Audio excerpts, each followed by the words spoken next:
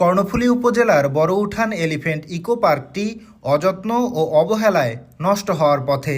সরকারি উদ্যোগে নির্মিত পার্কটি কোনো মতে চালু থাকলেও নেই রক্ষণাবেক্ষণ। পার্কের চারদিকে নোংরা আবর্জনা, ভাঙাচোরা রাইড ও অচল বিনোদন সামগ্রীর কারণে হতাশ দর্শনার্থীরা। 2023 সালের এপ্রিলে কর্ণফুলী উপজেলার বড়উঠান ইউনিয়নের খিলপাড়া এলাকায় দখলমুক্ত প্রায় 1.5 একর সরকারি খাস জমিতে উপজেলা প্রশাসনের তত্ত্বাবধানে এলিফ্যান্ট ইকো পার্কটি নির্মাণ করা হয়। পার্ক নির্মাণে অর্থায়ন করে বড়উঠান ইউনিয়ন পরিষদ, কর্ণফুলী উপজেলা প্রশাসন ও চট্টগ্রাম জেলা প্রশাসন। শিশু কিশোরদের খেলাধুলার সুযোগ নিশ্চিত করতে পার্ক এলাকার 1 একর জমিতে একটি খেলার মাঠও নির্মাণ করা হয়।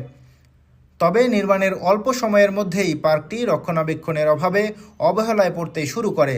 সরেজমিনে গিয়ে দেখা যায়, শিশুদের জন্য স্থাপিত একাধিক রাইড ভেঙে গেছে, কোথাও স্লাইডের অংশ খুলে পড়েছে, কোথাও বসার জায়গার কাঠামো নষ্ট হয়ে রয়েছে। দীর্ঘদিন ধরে অচল থাকা রাইডগুলো সংস্কারের কোনো উদ্যোগও চোখে পড়েনি।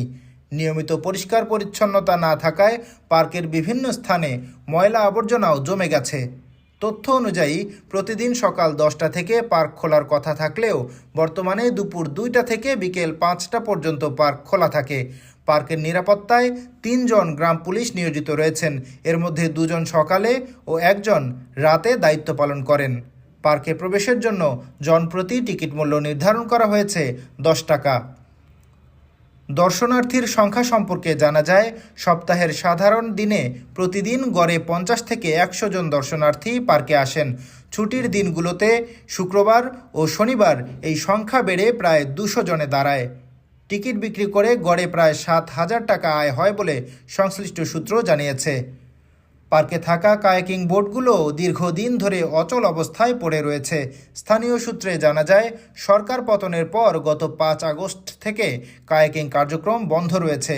বর্তমানে পার্কের পুকুরে পানি শুকিয়ে যাওয়ায় বোটগুলো পুকুর পাড়ে পড়ে রোদ বৃষ্টিতে নষ্ট হয়ে যাচ্ছে।